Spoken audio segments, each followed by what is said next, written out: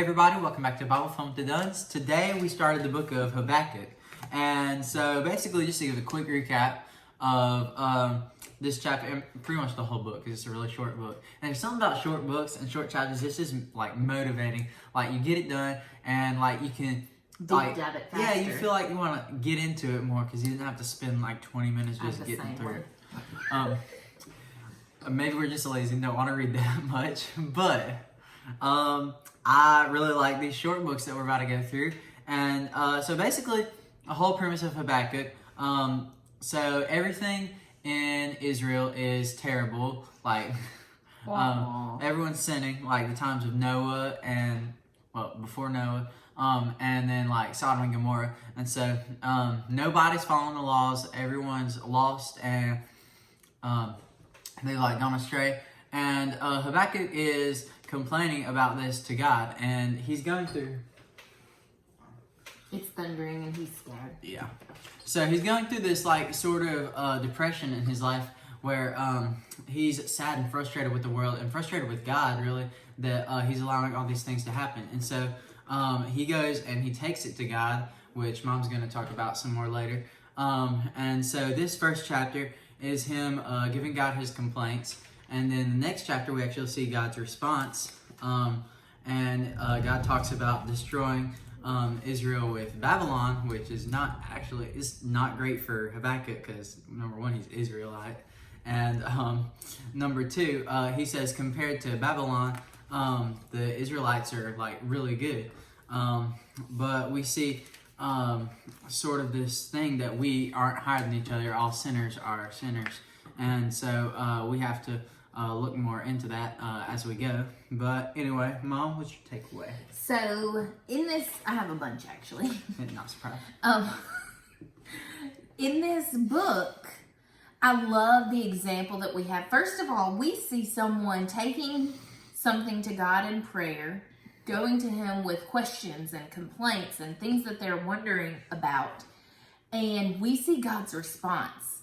And I think that's beautiful that we see Habakkuk talk, God talk, Habakkuk talk, God talk, going back and forth. And I love that reminder that God hears us when we pray. Now, I think Habakkuk forgets that God is hearing his prayer. He thinks God isn't hearing his prayer because he's not answering it, but actually God is answering his prayer with a no. And so he's forgetting, like, that's one of the options when we pray. It's God does not have to line up under our will and what we want, but instead, it's about God's plan. Another thing that I see here that's something I have to remind myself That's of. a song. What? God's plan. That's great. Okay. Something I see as we read through these chapters is another picture of someone wrestling. And I am a wrestler. I think I've shared that with y'all. I love to go through Job. I love the Psalms. I love to see people... Not WWE. No. Although I think I'd be amazing. I like to see people in real life working things out with God. I don't think real life is where we all just have a smile on our face and we never have questions and we never have complaints and struggles. And so I love when the Bible tells the truth, which is always, but I love when we see not the not pretty side of things.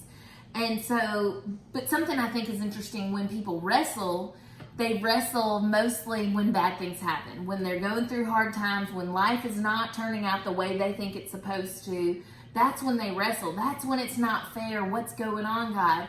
But you don't really see people struggling when their life is good or they get the blessings, because it's almost like humanity has this idea that we deserve the good stuff, but we don't deserve the bad stuff.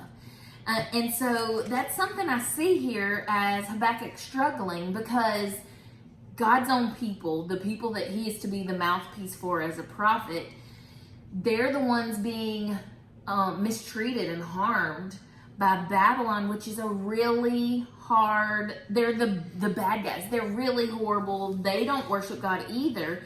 And so Habakkuk's struggling like, hold on, we good guys are going through the hard times and these bad guys are living living it up. They have the things that we want. They're flourishing as they attack us and they go against us. They're the ones winning. How does it work out that way?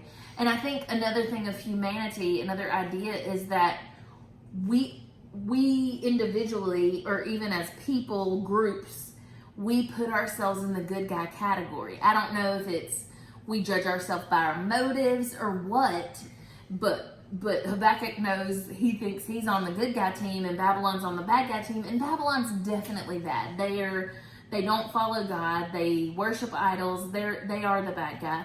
But if we're a sinner, we're all the bad guy. And I think Habakkuk's quick to forget that. I think if I'm looking at myself, I'm quick to forget that. And so trials are good times to kind of humble us, kind of take the pride out of us, kind of remind us